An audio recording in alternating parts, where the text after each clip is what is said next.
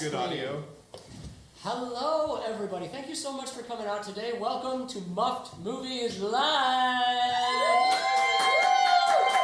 We made it, everybody. Happy July 1st. I am your wormtail of a host, Mark Soloff. And today I am joined by fabulous improvisers. The Professor Lupin and Sirius Black of the improv community. Give it up for Carlos Rivera and John O'Mennel.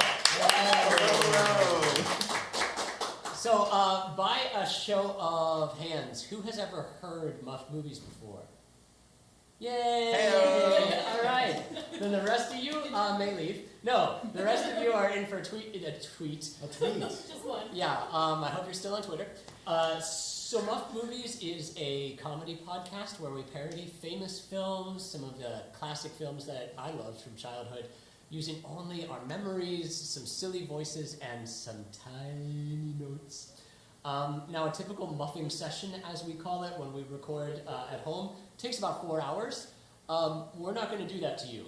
That much amount of muffing would alter your DNA irreparably. So we are going to be really just running down this movie. So some of your favorite scenes might be cut or truncated. Some beloved characters might not show up if they don't do anything germane to the plot. Sorry, Neville Longbottom stands. But they have to cut that Dumbledore guy. I mean, That's the point. I think he gets cut in the 6th movie. No, he comes back in the 7th. Oh, okay. Sick Part 2. I'm Dumbledore White. Yes. Real quick, a little bit of admin. In case of emergency, there are 2 exits, one which is the way you came in, and one on the opposite side of the chairs. We also have a lovely fully stocked bar and bartender at your disposal.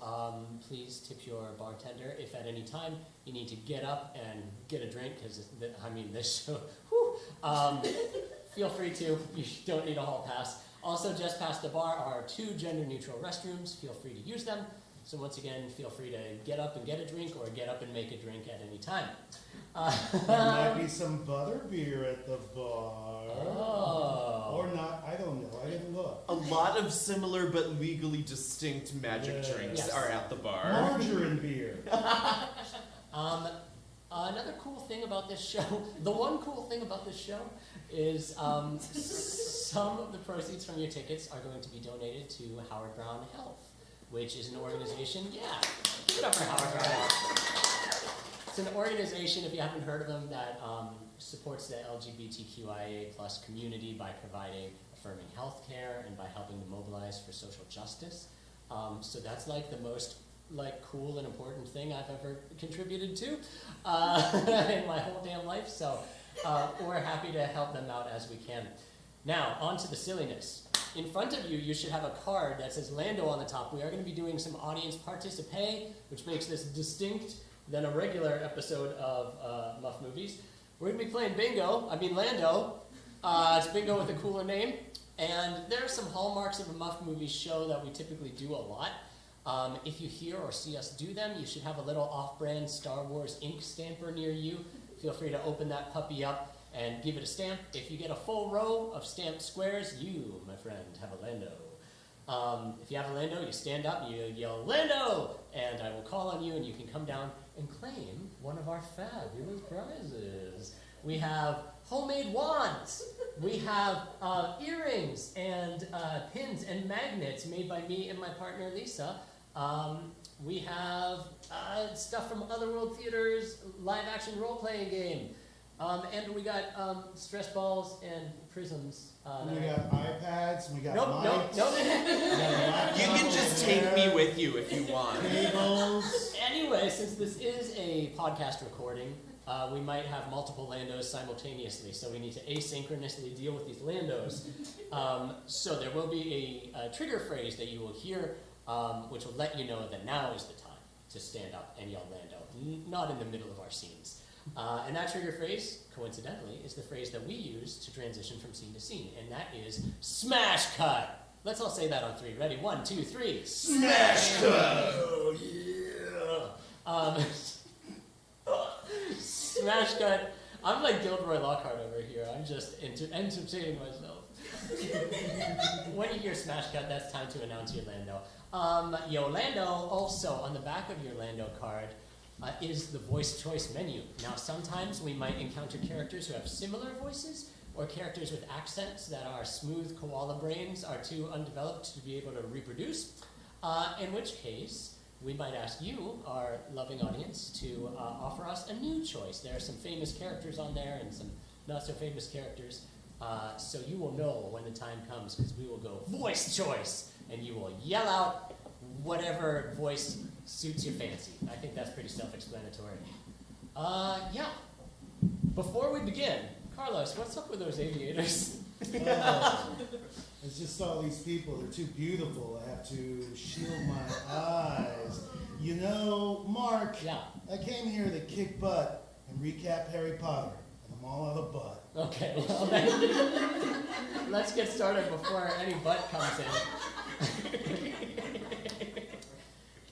My fellow wizards, will you please treat us to a star crawl? Dun, Bum, dun. bum, bum, bum, bum, bum, bum, bum, bum, bum, bum, bum. Harry Potter and the Prisoner of Azkaban. It is a time of wizardly growth for young teen Harry Potter, now entering his 3rd year at Hogwarts School for Witchcraft and Wizardry. Harry is gaining in strength, gaining in friendships with young Ron Weasley and the brilliant Hermione Granger. But dangers await Harry at every turn. This year is no different. Will he escape them alive? Yes. But just in case we don't think he might, let's find out in Harry Potter and the Prisoner of Azkaban. I forgot that key changes and it really throws me. Smash cut! Now, Harry Potter fans, this might be a little bit disorienting because we're going to skip some of the needless bullshit that has nothing to do with the plot. So you might remember Harry lives with his aunt and uncle who hate him and are shitty. And a shitty thing happens, just like in every Harry Potter movie, but this time he runs away. He gets on a magical school bus and he goes to a magical bed and breakfast where they say don't do magic outside, but it's cool for now. Now get on that magic train and go to school. And he does. The Hogwarts Express, the choo-choo of sorcerers and warlocks alike. We zoom into the interior of this magical train and see Harry Potter and his 2 best friends, Ron Weasley, the lovable but desperately poor young lad, and Hermione Granger, the cleverest witch of her age. The trio of friends sit down in the last available train cabin next to some slumped over adult who's just sleeping it off under a cape. They sit down and they are ready to dish and catch up on everything that happened over the summer. Oh, honestly, what is even with the mood in here? It's positively soporific. Hermione, give him a break, okay? He's had a rough summer, I assume. He always does, unless he's lying about it. Ronald, I was talking about the man falling asleep in the corner there. It's making me sleepy. Oh, don't you know who that is, Hermione? You know who everyone is, don't you? Of course I do. I'm so smart. Yes, everyone. Obviously, that is, his name is R.J. Lupin. Oh. R.J. Lupin, how do you know this? I I'm know Harry Potter. everything. I'm brilliant. My hair is so big because it has to contain all of my brains. And also, it says so on his valise. Here we go again, said I, Ron. Ron rolls his poor eyes.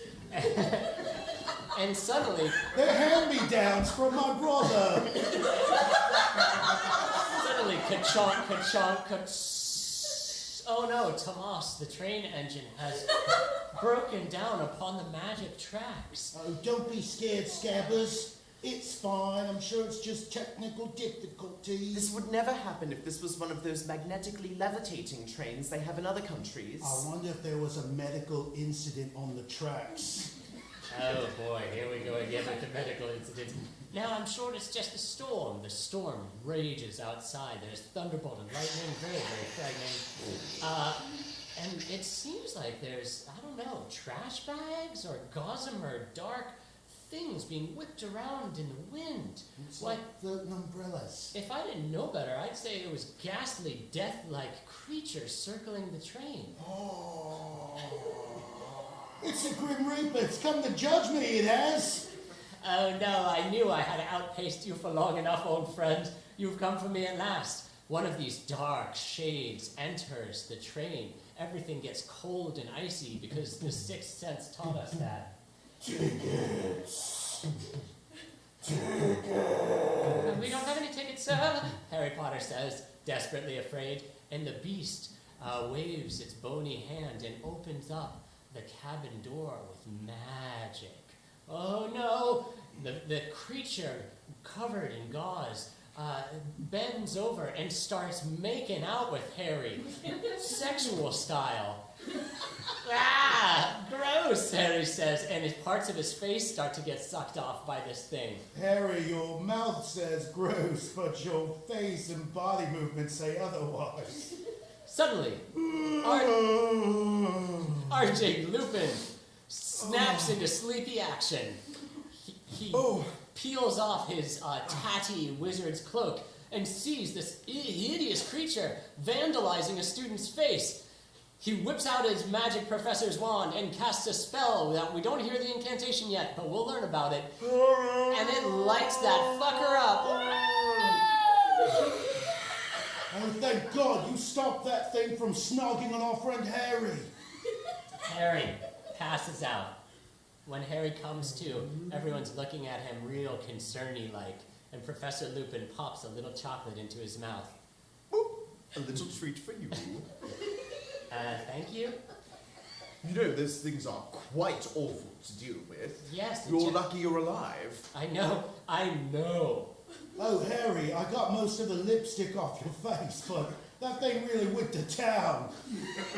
Thanks, Ron. I appreciate it. You are going to want to chew that chocolate, you know. It's a Rolo. There's something you've got to digest all of the caramel inside. But Harry, you really got to absorb the flavour of it. Let the flavour just melt in your mouth, Harry. All right, you guys. I was just accosted by a magical monster, and you're worrying about my flavor experience? If you don't digest it fully, Harry, you could choke. Okay, good point. Remember, Harry, chocolate's an antioxidant. And it tastes good, also. Smash cut to the Great Hall of Hogwarts, aka the Dining Hall. It is a beautiful, old, medieval-style British hall in a college, and the ceiling is magically enchanted to look like the night sky with floating candles and floating lighters helping to keep them lit. Behind the mighty podium with an owl stretched across the front of it is none other than Albus Dumbledore, the wisest and most powerful wizard in all the land. He looks a little different. Maybe he's been moisturizing this year, and, Dumbledore's a new man, so to speak.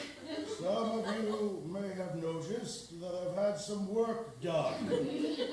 This summer was the summer of me.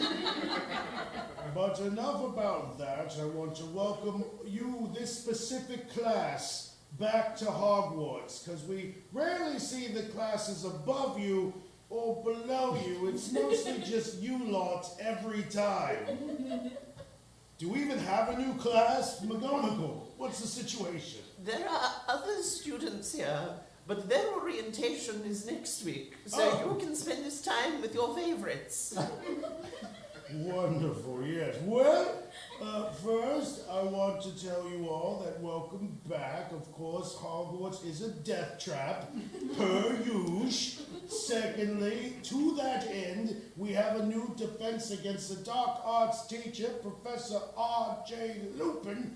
Oh, says those Lupin heads out in the audience. Oh, no spoilers. Hey there, husky dogs, Lupin says to his fans. I see 4 shadows up in the ceiling here. Okay, also, on another professor-related note, Hagrid, the groundskeeper, is now qualified to teach for some reason. I got my license over the summer. I worked really hard. I'm accredited. He will be handling magical creatures, so all those dangerous creatures in the forest we tell you not to go to, he will be taking you into the forest to engage with those creatures. Don't worry, if anything gets too bad, I can't cast magic, so... Good luck. Wink, wink. Yes. Also, one or two more things. There's going to be a pep rally next week. Breakfast will now start at 8:30 instead of 9. And also, there's a crazy killer named Sirius Black who has escaped from Azkaban prison and is threatening to possibly come here to Hogwarts. Well, off with you all. Excuse me, Dumbledore. Headmaster Harry Potter lifts his legendary hand high into the air. Oh, God, Harry Potter. Did you just say there is a evil wizard named Sirius Black who's escaped from the most heavily fortified wizard prison we know of, which is protected by the very ring wraiths that you have hired to watch the school grounds? Yes. So if he could get past them, how are they going to protect us? I'm here, Harry. Oh, sorry. As long as Dumbledore's here, everything will be fine. And I'm not going anywhere. Ever. I'm at least for another several years. I'm here. Hey, I heard that Mr. Sirius Black actually killed Peter Pettigrew, who was a friend of his. He blew him up and there was nothing left but a little finger. Says a Ravenclaw know-it-all. Ravenclaw, are you still a class here? Are you still at school in this place? Yeah, we don't contribute much to the story. No, you don't. What's more, I heard he's got big ties, not only just to Pettigrew, but to Potter's entire family. I've heard he's even Potter's godfather. Oh, Malfoy, you sassy bitch. Always starting drama. I'm good at what I do. Dumbledore awards Malfoy with a delicious candied peach. And all the students go back to their dormitories. Candied peaches are the new point system. Off with you all. Smash cut! To a forest clearing. Ah, yes, it's day 1 of Care of Magical Creatures class. And Nepo-hired Rubius Hagrid is out there with a dangerous animal. A hippogriff. Half hippopotamus, half, Gryffindor? Thank you. Please kill me, the mutant says.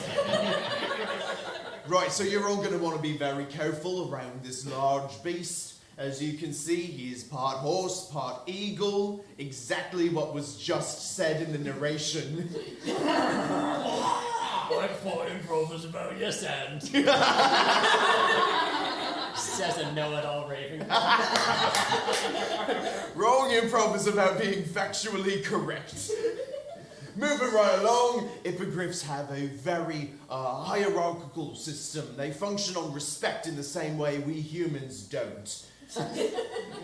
So if you want to get too close to it, or even maybe to ride it one day, You got to bow down to it. Let them know that you mean no harm. Oh, bowing down, that's something Harry Potter knows how to do. Oh, Malfoy. Here's another candy peach for you. And Hagrid lobs it at him like a softball. You know what? I love the character of Hagrid, but I'm interested for some spicy variety. Voice choice. Which of those characters would you like to take over Hagrid's voice? I'm sorry, my writing is so small. Shaggy. Excellent. Your choice as to rapper or cartoon character from Scooby-Doo. I'll take cartoon character from Scooby-Doo, thank you. Nice choice.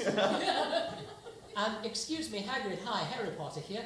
I see the rest of the class is comically backed one step back, making it look like I'm volunteering, but I'm really uncomfortable with this. Should I just bow and then wait? Like zoinks, Harry. I think that's the only option you've got. Okay, I'll just bow. Oh, look, he likes you. Are you sure he's clacking his beak real hard? Give him a buckbeak snack. It's really just a graham cracker in the shape of a bone. Oh boy! Harry chucks a wizard graham cracker into Buckbeak's snapping deadly jaws. And Buckbeak seems to smile in its eyes, and it bows back to Harry Potter. Like, nice job. All right, I'm going to pick you up now and Hagrid, put you on his back, and you're Hagrid, going to fly. Hagrid. Hey-ah! Oh, Hagrid very respectfully slaps the magical beast on its ass. They have that kind of relationship. They can do that. And Buckbeak sails into the sky. It attached a rocket to its shield, and so it can go up.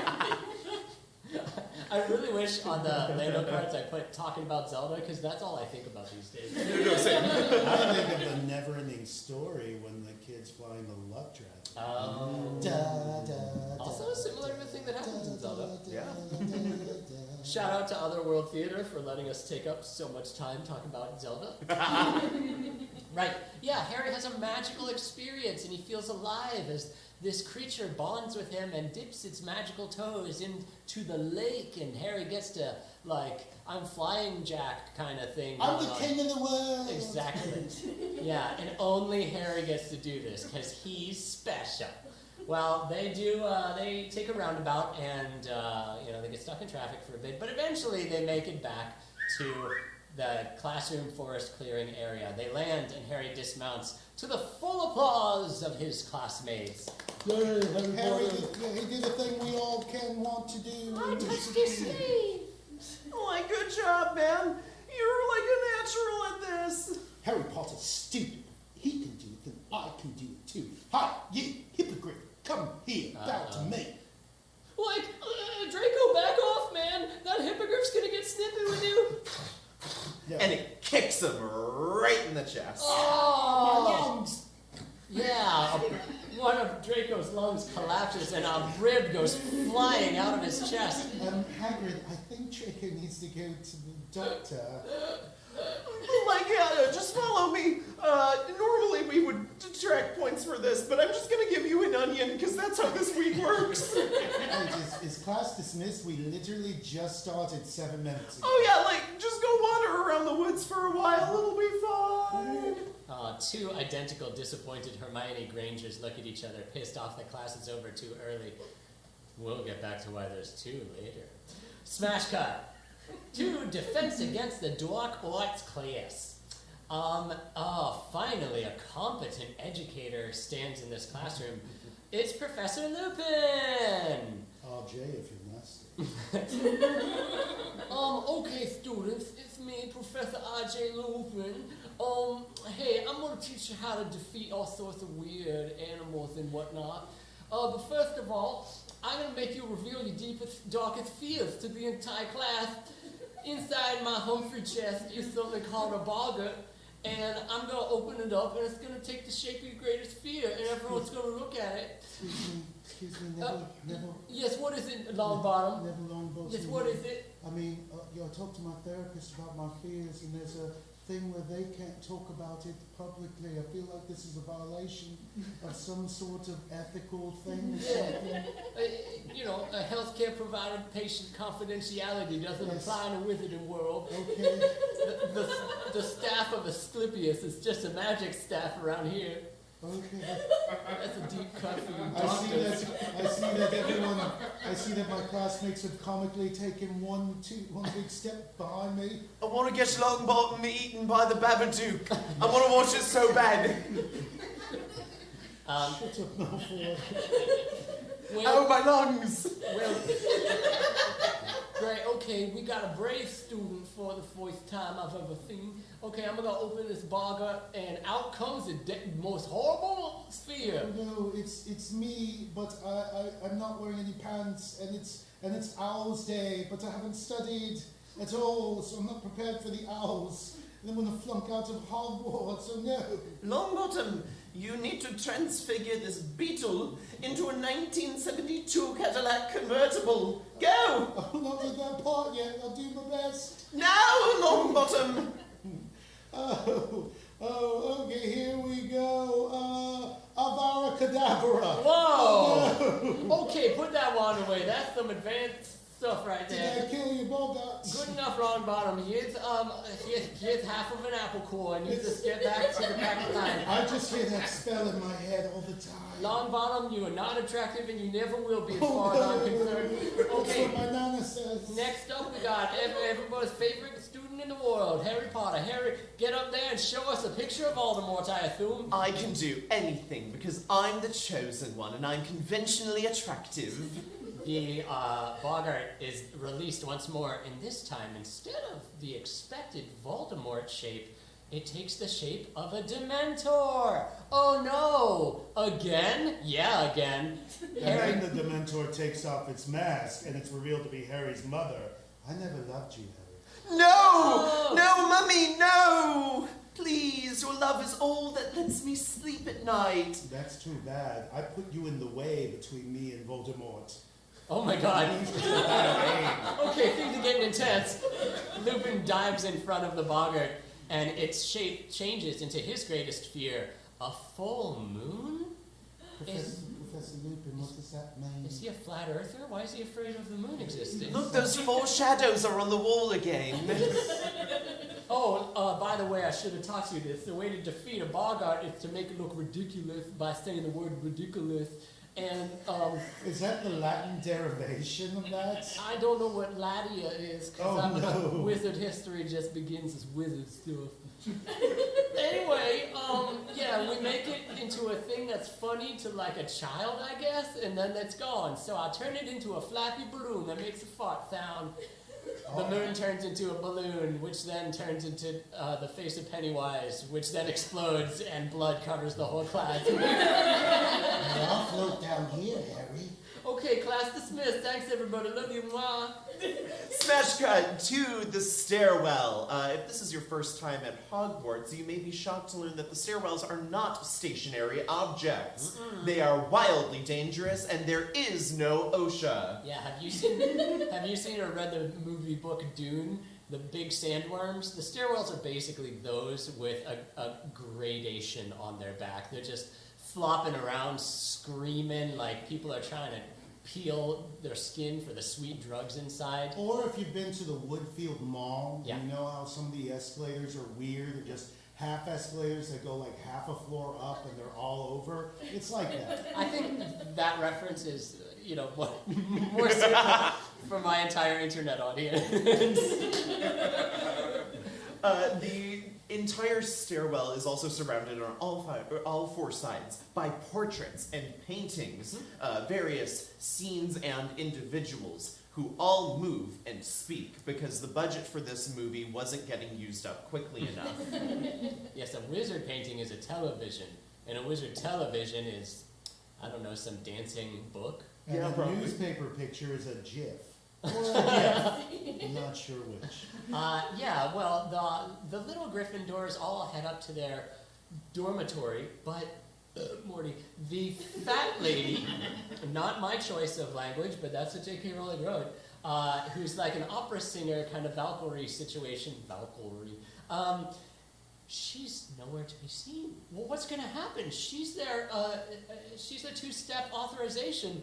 Like, how are they going to get into the common room if they can't tell her the secret word? In fact, in place of the fat lady are 3 gigantic, ghastly-looking rips, as though a beast has chopped into the painting itself in fury.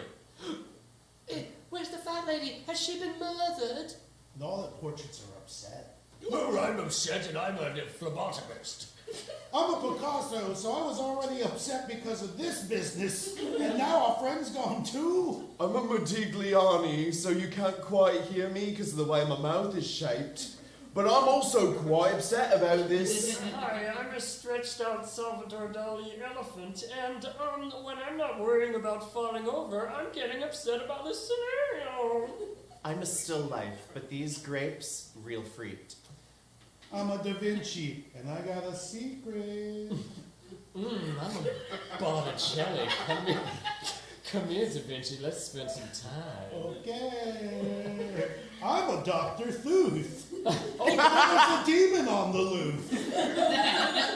All right, everyone stop panicking and telling us about what kind of painting you are, Says Albus Dumbledore, pulling Argus Filch, the filchiest squib around behind him. Now we are not going to panic.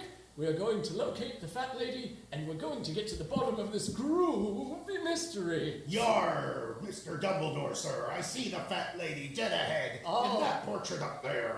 She's doing the same vocal warm-ups that Sharpay Evans does in the first High School Musical movie, except here it's not a warm-up, it's a trauma response. She just stares into a painted mirror, just going, ma, ma, ma, smoothing the same bangs back and forth. Ma, ma, ma. She's a consummate professional. Excuse me, madam, what happened to you? I remember there was mist, a great black hole where... I'm sorry, could you tell us Hamilton style?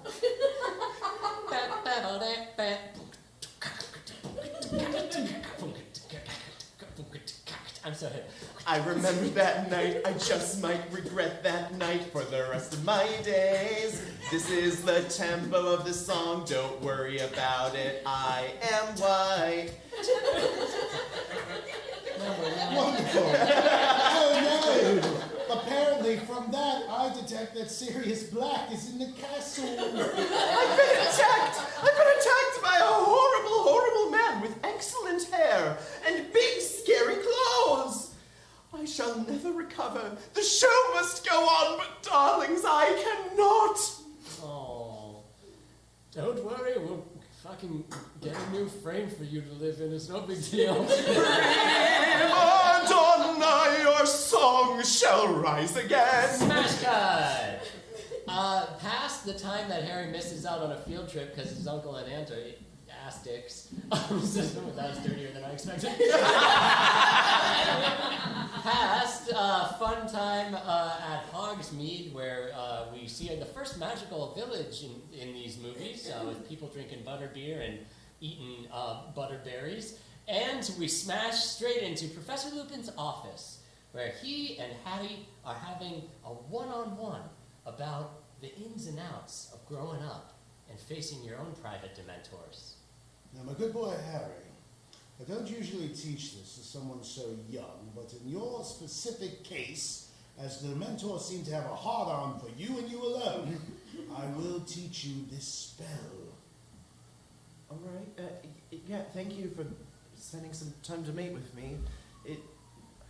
I feel a little bad because all of my friends are off having fun on Wizard Spring Break without me. Everybody have fun tonight. I should close the window. I'm sorry, Harry. Every time I close my eyes, I hear them. Hogsmeade is so close to Hogwarts, like Metropolis and Gotham. They're right across the river from each other.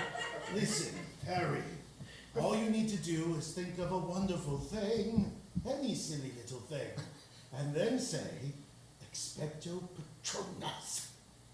Professor, did you ever have a group of friends growing up? I did. A long time ago, Harry.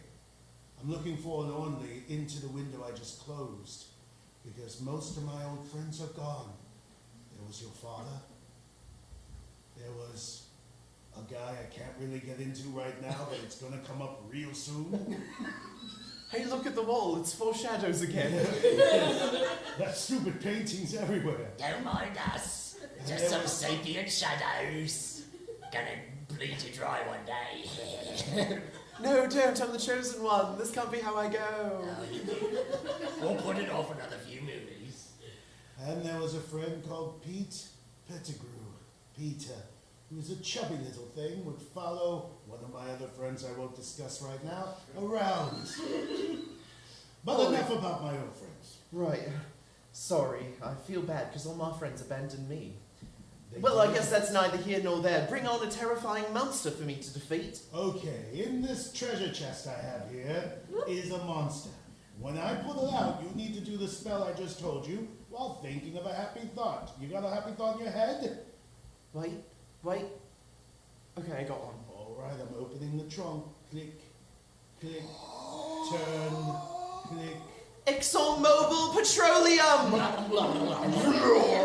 The Dementor that rises from the trunk is suddenly florped with Texas tea, oil that is.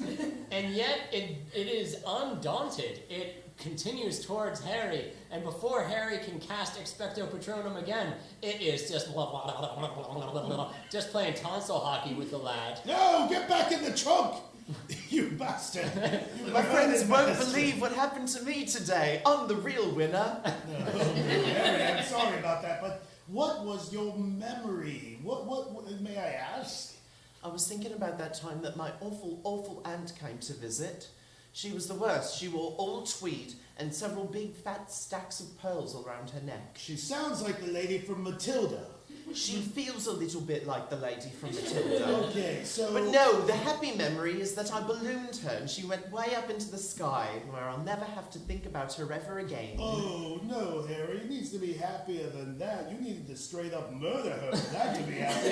No, you need to find a genuinely happy memory. Do you have one, Harry? I know your life's been shit. But dig deep. Something. Professor, I'm a chosen one. We don't really have happy memories. Never copped a feel once? Well, one time. Okay, focus on that, Harry. Oh, right. Smash cut to that memory. Just kidding. I'm opening the trunk. Click, click, click, boom. Exxon Valdez Petroleum! Whoa! A giant breast made of light goes and plants itself squarely in the Dementor's mouth. Oh, it's like being a wee little babby again. It takes the Dementor back to its happiest memory. One intense booby, Harry. And the light of mother's milk fills the Dementor and explodes it from the inside. Just like I did with my aunt. Okay, our lesson's over. And I'm going to do a spell on myself to forget the last thing you said. But you never forget this spell, Harry, for it may one day save your life. Here's some chocolate. Rolos. Harry Eat them right this time. Harry was distracted looking out the window, hearing the muffled refrain of "Everybody have fun tonight." The last thing he heard was "Here, have a Rolo." He walks off, skipping obliviously into the halls of Hogwarts. Smash cut! It is now a few days later, and things are not looking great over at Hagrid's hut. Hey now, you're a Hagrid, get your hut on, go pray, and pray he is, because Buckbeak, the wild animal, has been sentenced to wizard death by the wizard government for kicking a wizard in the lungs and ribs. Zoinks, Buckbeak. I can't believe this is like totally going to be the last time that we get to hang out. Oh, voice choice, can we have a new voice for Buckbeak?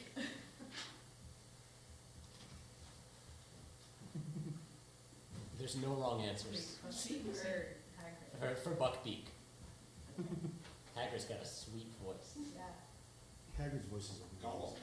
Gollum! Oh, boy. Alright.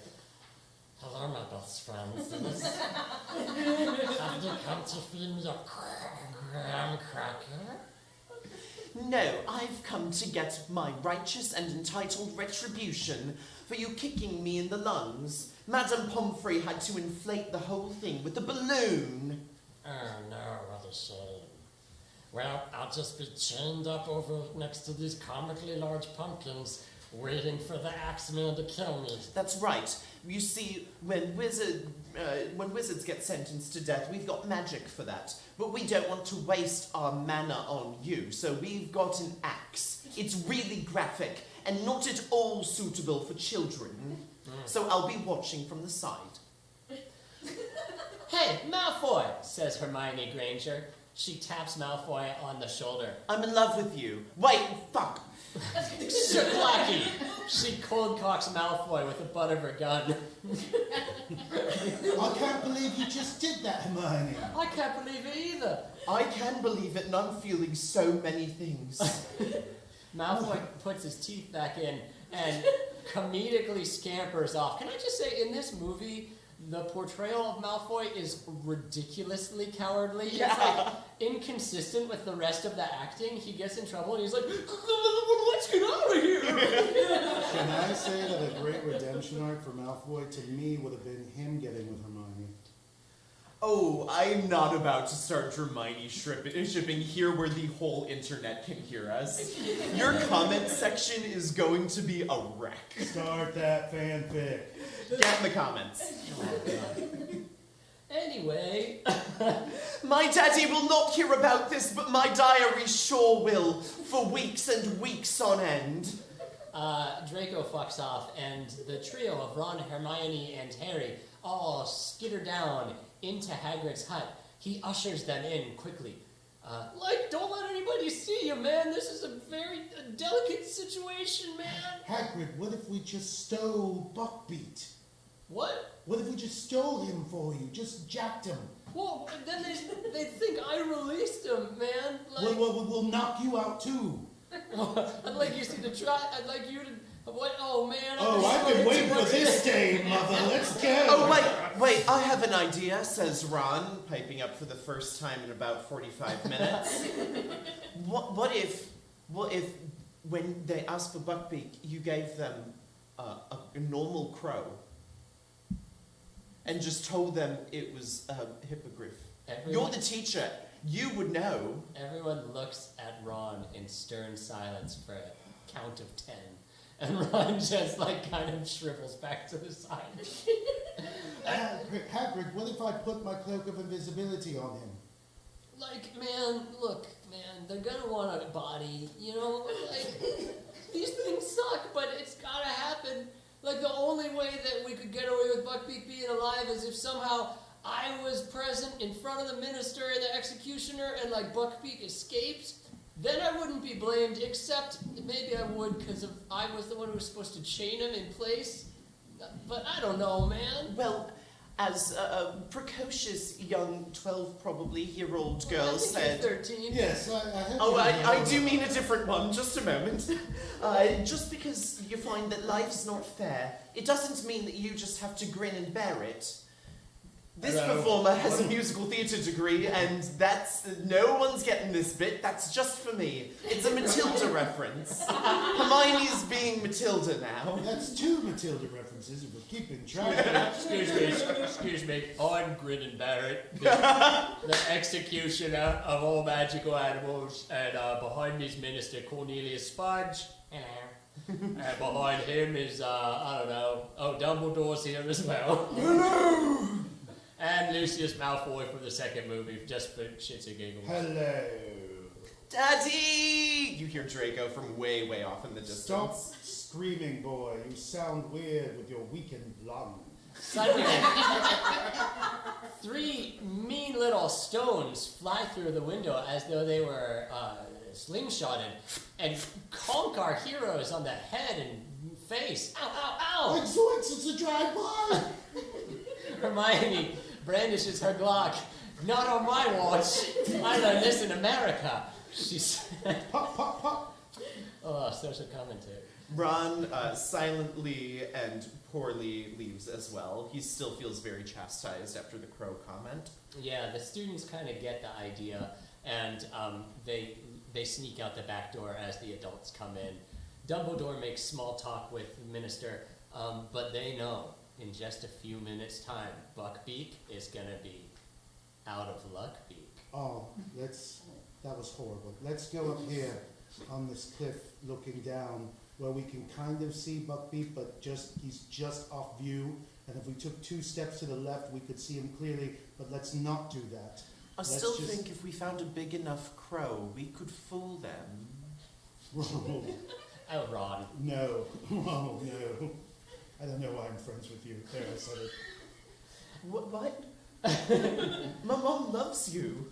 Oh, suddenly, the executioner, Grim and Barrett, lowers his axe, and there's a musical sting, which can only mean that Buckbeak has gotten chopped up from the slopper. He's chopped meat.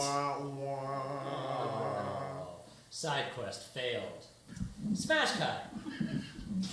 It is twilight out on the grounds of Hogwarts, and they see the Whomping Willow, a special ancient tree which will kill any living creature that comes within its radius. It's already killed 2 birds so far in this movie for like comedic effect. And 1 stone. And 1 stone?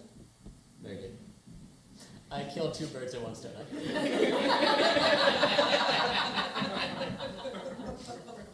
Ron is gingerly, no pun intended, stroking his disobedient rat Scabbers. Scabbers used to like me, right?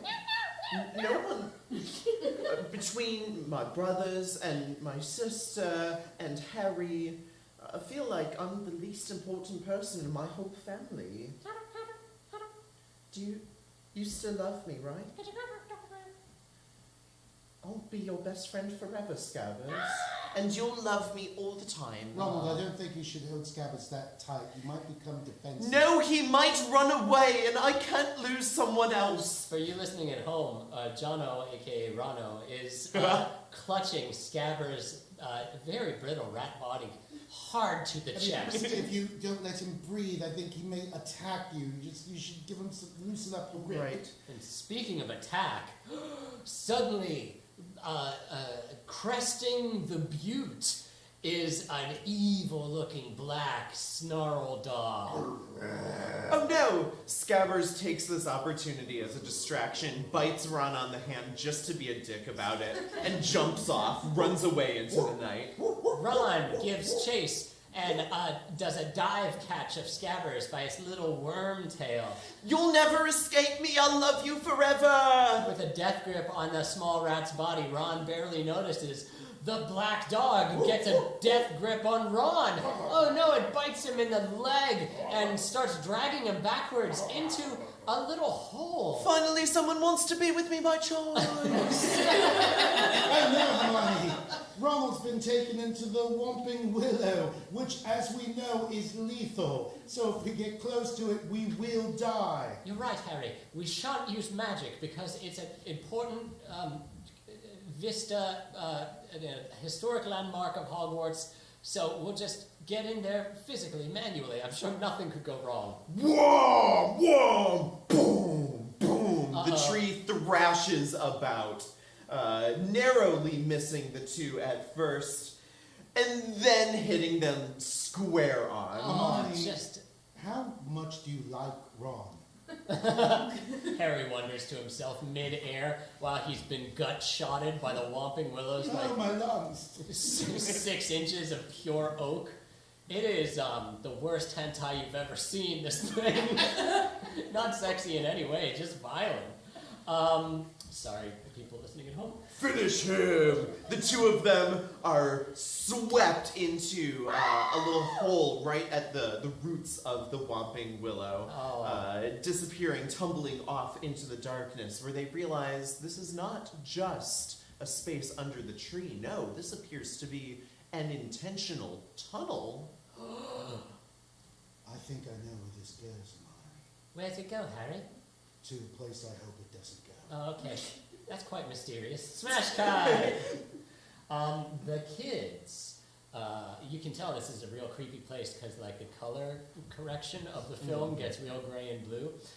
The kids open up a door, and they discover that they're standing in the most haunted building in England. It's a crack den. It's a crack den! The Shrieking Crack! The Love Shack! Watch your step, Hermione. Don't step on anything pointy. Is Love Shack from the 90s or 80s? 90s. Love Shack, Ladies, baby! ladies. Alright, enough. You go down a passage at the bottom of a tree. When you go, there's some ghosts there will be. Just don't let Buck beat. Kick you in the lawn. Right. Ron is nursing his just ripped apart leg, just flayed beyond recognition. You'd think he was part man, part squid monster. They say love stings, but I didn't think they'd mean it so literally. Oh, he's so lonely. He enters and has a real Princess Leia moment. No, it's a trap, he says. Harry and Hermione wheel around and see from inside the walk-in closet. Boom! The door gets kicked open, and a raggedy-looking man with a surprisingly well-kept beard and frankly great hair steps in. His teeth are British. He brandishes a wand. Uh-oh. This can be none other than the escapee of Azkaban, Sirius Black. You killed my parents. Voice choice. How's Sirius Black sound? Marquand. Now, some of you may die, but that's a risk I'm willing to take. Children, all of you, into the corner now. I'm seething with anger. I'm 4 feet tall, so you can imagine the kind of stress I've been under for most of my life, and especially my time in prison. Harry isn't going to give Sirius another moment to try to kill him. Harry deftly maneuvers and muscles for rank. Look, a distraction. Oh, what? Boom! Oh! You sucker! Oh, Harry's on top of Sirius Black in a flash with his wand pointed straight into Sirius's carotid artery. Why shouldn't I kill you right now? Harry, I'm your godfather. Your parents chose me to look after you in case something would ever happen to them. If you were to kill me, I wouldn't be able to do my sacred duty.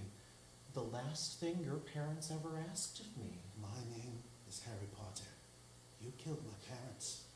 Prepare to die. Oh, shit. Harry's getting ethnic. And before that can happen, Professor Lupin bashes in. He smelled danger in the air, almost like a cunning animal sense. And he Expelliarmuses Harry's wand straight out of his hand. Ouch! It leaves splinters in his hand. Ow. RJ, good to see you again. Bring it in, buddy. Hello, my convicted friend. It's good to see you again. What is happening right now? The two of them do like an elaborately convoluted, clearly previously rehearsed handshake. Yeah, give it up. That's a bit much. That's a bit much. And then the door flies in the sky, then a kick, then a hacky sack, and then whoop, other side. Shoo-bop, shoo-wada-wada, yippity-dip-de-doo. Chang-chang, changity-chang, shoo-bop. All right. Okay. You guys are just showing off now. What's going on here, Professor? Are you a ghost with Sirius Black? We trusted you, Professor. Oh, come on. And guess what? I knew you were a werewolf. What? No, what? I hid that so well. I knew the whole time. It's just a thing that I'm into, so I didn't tell anyone. I really hate to do this right now when some kids are really, like, kind of on our tails. No pun intended. Fuck. But, we have to kill him. You know this, right? We can't let him live. It's me, Sirius Black. Of course I know. Does that sound like John Lithgow? You want to swap? Yes. Sirius Black, who now sounds like Seinfeld. I mean, you're both using a lot of pronouns. Could you just, I've noticed a lot of pronouns this whole experience up to now. Could you just clarify exactly who you have killed or want to kill and who they killed and why? Yes, just be clear. Of course. To make things clearer, I have not killed them. I want to kill him because he killed them, and that made me sad. Me is also a pronoun. That's frustrating. What you're saying is very frustrating. So, kill him? Yeah, that's right. Let's kill him. Expectum. Oh I also found it frustrating. no! Uh-oh. Sirius is flung into a wall. Who has the detonators now, Mr. Sirius Black? It can be none other than Severus Snake himself, Alan Rickman. Mr. Potter, is there a reason why you've taken over 45 to 50 minutes to introduce me into your little story? No offense, Professor, but I don't like you that much. Yeah, none of us do actually, Severus. You got the wrong idea. We're not trying to kill Harry Potter. We're trying to kill that rat. Enough! You think I'll buy your lies? I would kill you myself, but I want to see your soul sucked by the Dementor. No! I've grown weirdly attached to this strange-sounding little man. I'm not going to let you do that. Knock out Eos! What? That's -5 peaches. Oh no! Yeah, this is a pretty awesome moment for every high schooler or elementary school student in the audience because Harry just knocks his chemistry teacher across the room unconscious. It's potion. Also, with a spell that until now has just been used to flip wands out of your hand. That's right! Expelliarmus apparently also throws Snapes around, which leads me to believe Snape is a simulacrum full of wands. That's why you walk so funny. Oh, Harry, I knew that you would figure it out eventually. I don't want to kill any of you. In fact, it's... And he stares at Ron intently for a moment. It's your little rat that we've got a problem with. What, my rat? You can't have Scabbers. No, stay away from Scabbers. Scabbers dons a tiny jetpack and ignites it Rocketeer style. Scabbers, no! Where are you going? In a cowardly attempt to flee. It's like a next generation Ralph the Motorcycle Mouse, and it's just zooming around. It's hard for the Revengers to cast their spell on him. Hold it, get it? It's just a rat, get Eventually, I'm too short, I can't grab it! Eventually, they kind of box it into a corner with like a newspaper and a mason jar. And they cast, "Become your true self, Yellow." And the rat plumps up into Timothy Spall, aka Peter Pettigrew, who's like kind of been a rat so long, he's kind of a man rat now. Oh no! Harry, don't let them kill me, Harry. I was friends with your parents. Hi, Petey, baby. No, Harry, protect me. Your father would have protected me. I've been waiting for this for a very long time. Harry, just FYI, he betrayed your parents, and then he framed Sirius Black, and then he blown himself up, and turned into a rat so that he could hide amongst you and watch your friend Ron change into his underwear and stuff. Yes, I spent a lot of time with your friend Ron as a child. I'm not bitter about any of this at all, but I was wondering if you would help me by going on a great and noble quest to save a princess in a tower by a dragon. You're so expendable, you'd be perfect. Okay, one thing at a time, my best friend. We gotta deal with this rat. Now, I'm trying to deal with the rat. Oh, never mind. Oh, you were gonna send him on a death I was going to quest? send him on a death quest. I got a meat tenderizer hammer here. We could just mush him up. That would be more satisfying in the moment, actually. Okay. No, wait. Whoa! Don't. Spare him. That's what my father would have done. Spare him, like spear him? No. I can't quite understand your accent. Pair him. With like a paring knife? No, give him a pear. And then send them to the Dementors because they love pear breath. Oh shit, says Ron. Smash cut. To outside the Whomping Willow. The kids and heroes and the Peter Pettigrew are barfed up by the Sarlacc pit. They come out with their Mandalorian armor intact, and the Whomping Willow is just chill. It's a Whomping Chillo. Because R.J. Lupin put it to sleep with a special headspace spell. Harry, I'm so sorry we had to meet this way. It's not at all how I would have wanted it, but I have good news. Once all of this is over and done with, you can come live with me far, far away, from those horrible people that you've had to live with your entire life. Excuse me, Mr. Black, but I mean, the legal system, I mean, isn't going to take several years to exonerate you and clear your name? I mean, you'll have to get an attorney, and then it's going to be a process, isn't it? No, you can come live with me in my weird house where nothing bad has ever happened. Easy. Okay. Excuse me, point of order, my best friends. It's me, RJ Lupin.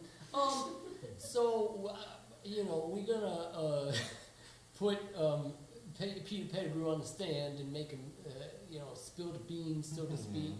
But we gotta get serious out of here. We gotta hide him because the Dementors could be around at any moment. They could be hiding in the bush. They could be hiding behind that cloud that's moving with the moon. What's wrong, Professor? You're all gonna want to get out of here, like, right now. Why? Oh, yes, the thing Hermione said about the werewolf Oh thing. no, the moon is out, says Ron. Says Peter, turning into a rat and getting the hell out of here, because he knows what's about to happen. Oh, you can't beat Scabbers. That's what Professor, we're doing. it's me, Hermione. Hermione Granger, the best student at Hogwarts. Listen to me. I know, based on all the research I've done, that as a werewolf you are not yourself and you will kill friends and family. But even though that's the case, I'm going to slowly talk to you to try to convince you not to do what I know you're going to do. You know, I'm so tired of being witch-splained to all year long. I'm not gonna listen to anything. Oh, here comes my best friend to have a tussle. Sirius Black is turned back into the grim dog. By the way, I'm a dog. Yeah, he animagically transforms, and it's a fight between a dog and a werewolf. Like, come on. It's not a long fight. I could throw better dog fights than this, Potter. My family has. Sirius quickly reverts back into human form, kicks Malfoy in the lungs, returns to dog form, and keeps fighting Lupin. Lupin is chucked bodily into some hedges, and, wait, not Lupin, you know, the dog one. And, Ow! Oh, that hurts so bad. Don't do it again. No. and, Wolf Lupin, wheels on Harry Potter. He is closing in. He's about to give him Le Champ. When some husky dogs out there start making noise, they're calling in. And the werewolf Tim Allen's and races down the hillside towards the lake's beach in pursuit of its fellow howlers. Smash cut to that beach. Sirius is lying on the shore, is still in dog form. He is not looking good. He reverts back to human form and looks even more sickly and British than he did before. Harry is kneeling over him, not really with any sort of mundane or magical medical knowledge, but just like kind of being there for him. Harry! Get out of here, Harry. We don't want you. Harry, you gotta leave me, okay? We don't want you, Harry! Harry and Henderson said it, right? You know what? Let's give Harry Potter a different voice. Voice choice. C-3PO. Oh, shit. Oh, shit. Is anybody close to getting Lando, by the way? One square away. All right. One square more. Not that one. Okay. Harry, in case I die here tonight, which is incredibly likely, I just want you to know I always wanted the best for you, even if I knew that Peter was kind of a shitbag from the start. Oh, no. Seriously. Serious? You cannot be serious about dying. You I must... can, and don't call me Shirley. I'm sorry. Excuse me, Mr. Black. Hermione Granger, Hogwarts' best student here. Do they not let you write letters or make phone calls from Azkaban? Could you not have communicated that Peter Pettigrew was still alive? You seem to know exactly who he was. You know, I never really thought about that. Oh, you stupid lump! And now you're going to die! Look! It's a swarm of Dementors! Oh, they're everywhere! I sure hope they don't kiss me, says Sirius, applying several layers of lip gloss. We want to snog you, we do. Oh no, how terrible. Stay back. Go away. Snog you. No, I haven't thought about this for a long time. It gets weird on the inside, Harry. It gets weird on the inside. Oh, man. Yeah, the Dementors do their death circle, and they begin taking turns curbying the faces of Harry Potter and Sirius Black, No, just hurting their souls. Snog tonight. Gonna snog alright. Metallica's Creeping Death plays in a slow acoustic version in the background. Stop, keep going. Oh, I'm dead. Oh no, and Sirius's soul, which looks like a little ball of light, slowly rises from his esophagus. Oh my god, souls are real? Wait, oh my god, souls are real? Says Hair 3PO. Wait, something's interfering with the snogging. Oh, what's that bright light? Oh, it's a bright light! Oh yeah! Hey Dementors, you're going down! It's time for 3 seconds of playtime! It's Macho Man Patronus! The Macho Man Patronus emits a pulse of bright light, theoretically scaring away the Dementors, but Harry doesn't get to see any of this because, as all good heroes do when the going gets tough, he passes the fuck out. You fainted again, Potter. I wouldn't have fainted so much, and my lungs have been replaced twice. The Patronus steps up and kicks him right in the ribs. My artificial lungs! Smash cut to the hospital wing. It is as sterile an environment as you'll ever find in a fully magical world. There is still one of those little monitors off to the side that beeps at regular intervals, but instead of a green line, there's like a little owl flappy birding itself across the screen. Madame Pomfrey looks over at Harry and says, "Oh, good, you're finally awake." That's the wrong voice. Oh well. That's okay. We didn't assign a Pomfrey voice. I was doing Skyrim. Oh good, you're finally awake. Nope, that's still Irish. Never mind, ignore me. I believe I took an arrow to the knee. Or maybe a Dementor to the face. What happened? Where's Sirius Black? He's my godfather. Harry, calm down. Oh, my. It's me, Albus Dumbledore. Oh. And it's me, Hermione. I'm also here, the way I've been here the entire time. And I'm here in the other cot with me leg flayed open. I'll just stay here for most of the rest of the picture. And that's Malfoy over there in the iron lung. Harry, somehow we rescued you from some sort of Macho Man Patronus Dementor situation.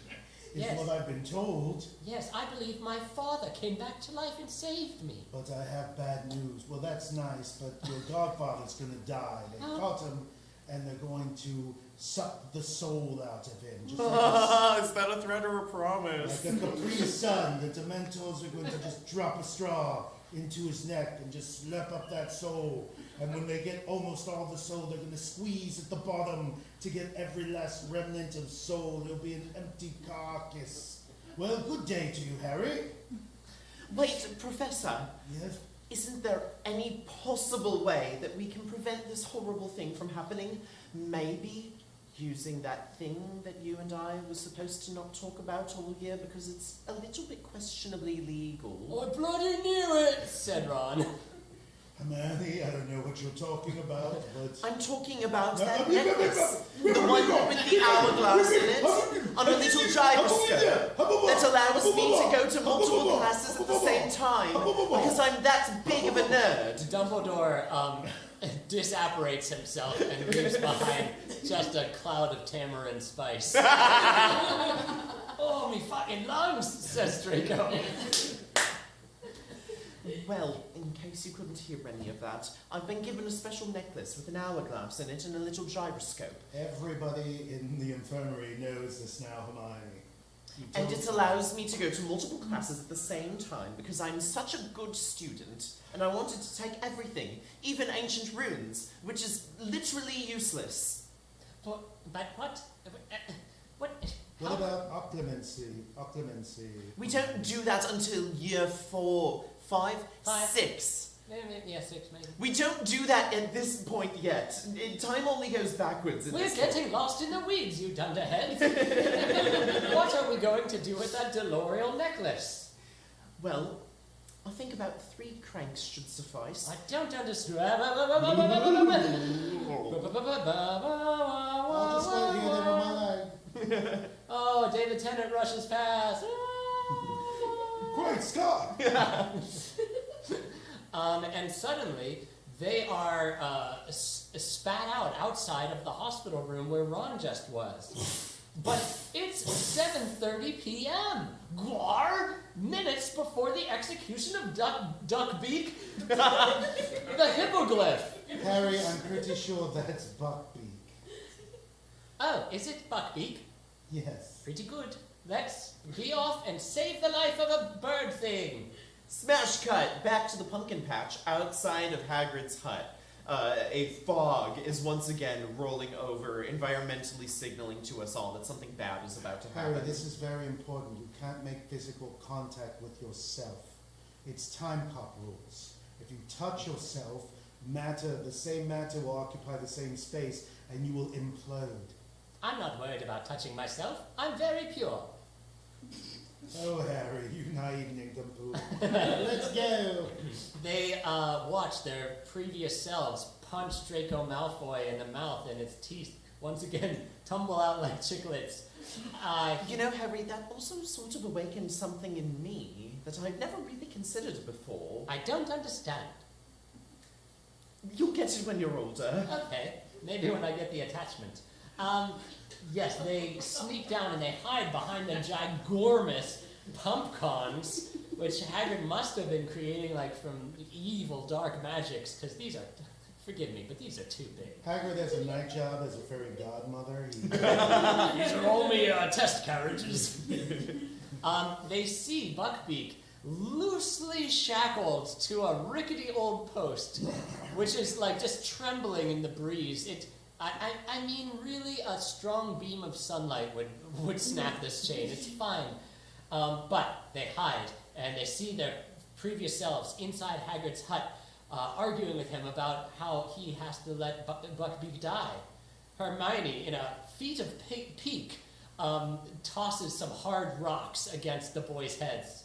It was me who threw the stone the whole time. Whoa! You just felt like doing that, you bitch. What if, they hear muffled from inside the hut, we replace Buckbeak with a very large crow? Ooh, is that what I sound like? Jesus Christ. It's like me on stereo. Pay no attention to the thoughts of Ron Weasley. They quickly, while everyone is distracted, unhook Buckbeak from the chain and the post to which he was held. But Harry, I had an idea. You know how these things, it's always best to lead an animal away with food. Yes. Well, I happen to have in my pouch right here several dead ferrets. Hermione chucks the ferret straight at Buckbeak's head, and they just graze off limply. Buckbeak has no interest in them. Me wants peaches, precious.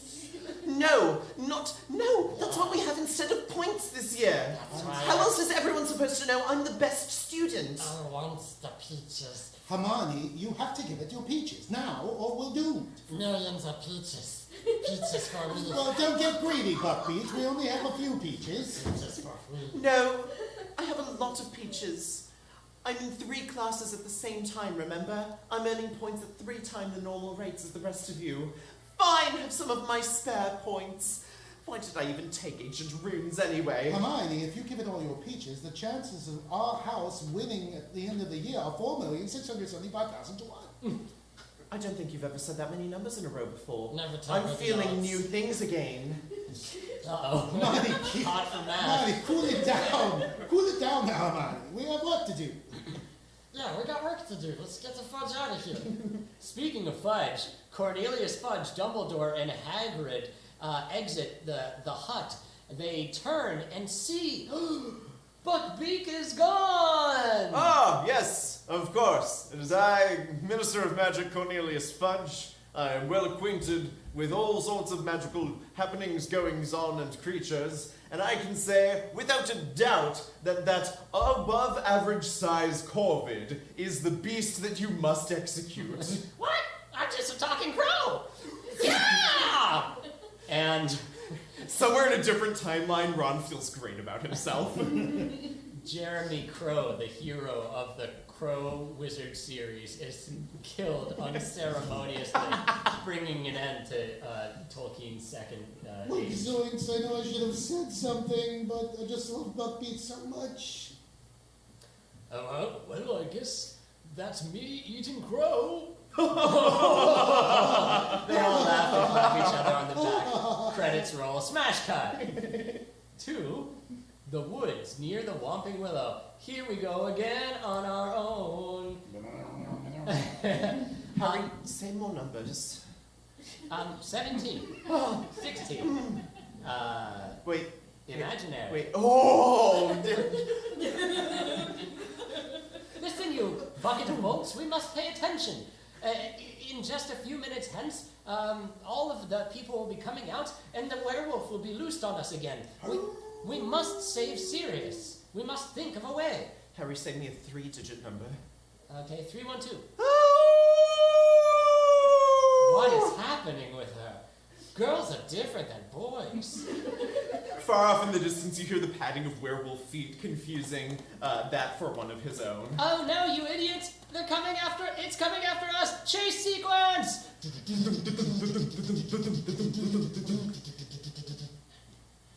They are chased. Some more than others.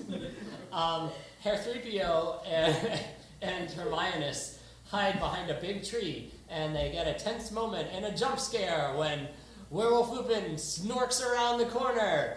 I'm gonna get you, I'm gonna get you, it says. But suddenly, a Deus Ex Machina? It's Buckbeak the Hippogriff, and it slams down on Professor Lupin. In its powerful talons, it pulls Lupin skyward like it's a little rat, and the Hippogriff is an eagle, and rends him limb from limb in the sky, dropping only that which it does not want to eat. Thus, raw and Oh no, I think we've gone a little too far, Harry. We didn't want to kill and shred Professor Lupin, just stop him temporarily. I'm fairly certain he's supposed to come back in the 5th or 6th movie. Oh well. What have you students done? Says my poor John Lithgow impression. Across the beach, they see Sirius Black has collapsed. And No, stop, don't kiss me. Mwah, mwah, mwah, mwah, mwah. he's running out of blood. And Harry Potter from the past is kneeling over him.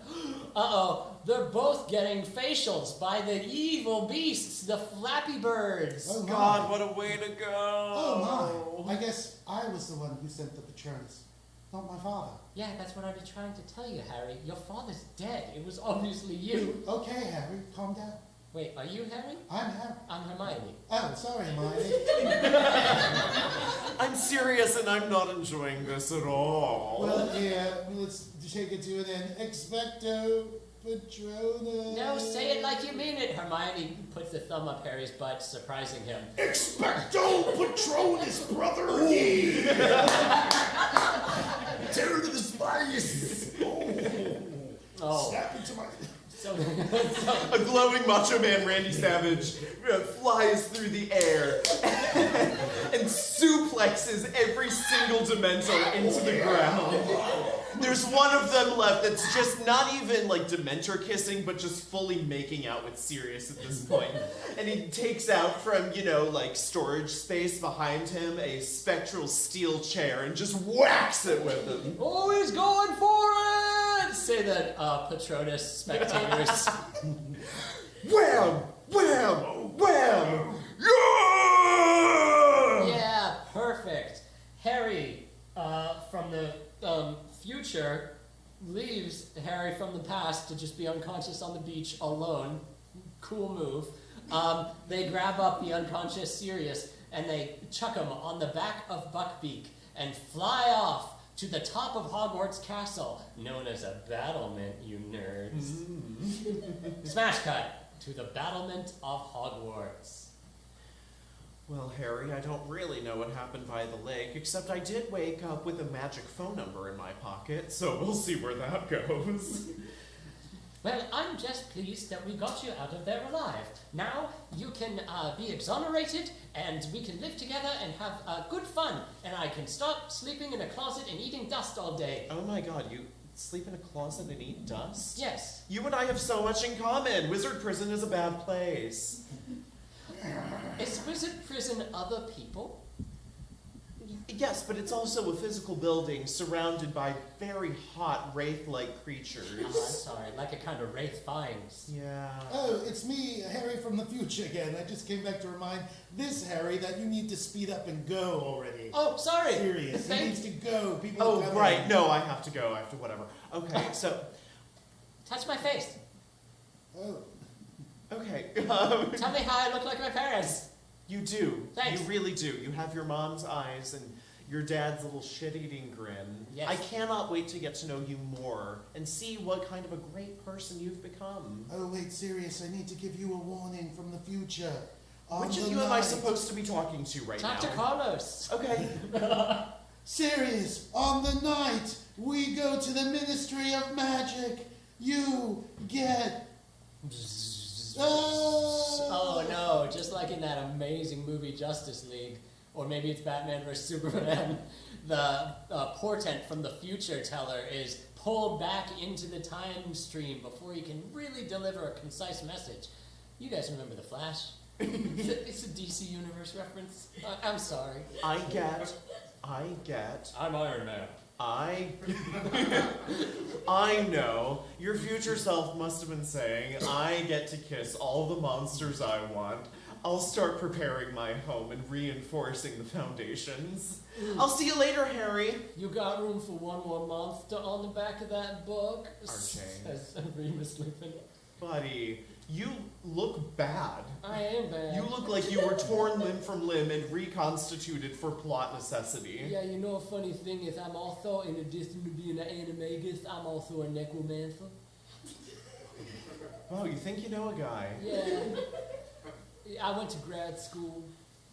It changes a man. I went to prison, it changes a man. Yeah. Oh, I know, all right. It's time, precious. It's time to fly. Say, what are you doing after this? Trying to get back a ring I'm addicted to. Got room for one more? Yeah. Smash cut! To outside the hospital wing. Harry and Hermione are back in the infirmary, just where they left. The same place and time where they disappeared, where they left Ron. Now they encounter Dumbledore, who walks back in. Ah, children. Children that I just saw in there, and now see out here. Professor, what? Just saying hi. La la la la No, it la. worked, Professor. Deniability. The illegal time travel device you I gave can't be me. forced to testify The about Ministry of anything I Magic. didn't hear. We did it, Professor. We truly did it. You did nothing. I'm going to go eat sweets in my office. Oh, Professor, on the night that Voldemort comes back Don't say that name. on the tower, you get... I get to eat all the treacle tarts I could ever want. Yes, this will be a good future indeed. As Dumbledore happily descends the spiral staircase out of the hospital wing, we see in a distant corner of the castle flashing lightning, discharge, and suddenly a sphere of energy forms, and a naked Arnold Schwarzenegger appears. Crouched down, he stands with robotic anger in all of his body, and he begins the long march towards justice for robots in the future. I'm looking for Neville Longbottom. Can I take a message? Says a student with a severe overbite. Tell him to come with me if he wants to live. Hey, you guys, I'm not gonna be in the rest of the movies. Alright, that's fine. I think I found a purpose. And he grabs the hand, not like holding a hand, but like fully fingers interlaced. I'm ready to go. Don't get too excited. It's not about you. This is about your children. I'll get to have children? Yes, but they. That means I get. Whoa! Okay. Never long bottom. Now I know why you say whoa. I didn't think that was really in the cards for me, so that's pretty cool. Okay. Alright, let's go! Let's get to the chopper, Neville. Let's go.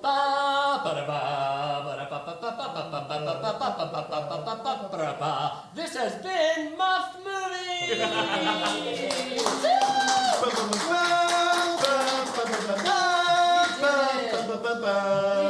We did it in under 2 hours, and we gave them the satisfying resolution of the story that they really expected. And we minimized the role of Snape, everyone's favorite character. Yeah, take that, Snape. Yes. We made a lot of musical theater references just for me. Yep. And we Hey, excised... listeners in the audience, get in the comments and tell Mark how much you loved my musical theater jokes, and that I should be on this podcast more. Yeah, sorry if you're into Professor Trelawney. Yeah, I just We wanna see did the- her dirty. Yeah. Death! Death! We got it. Yeah, good enough. We get it.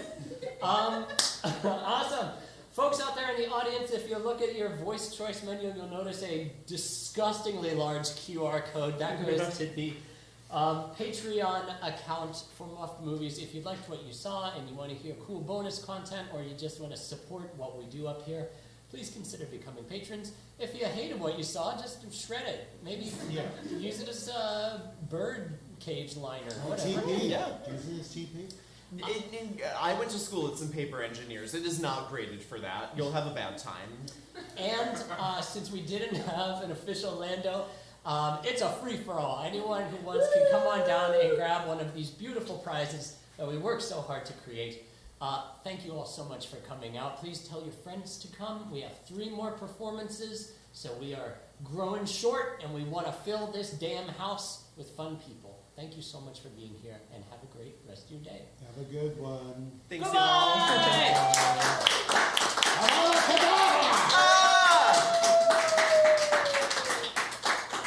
Yay, we're heroes! Yay. We did it! I can open my water bottle now.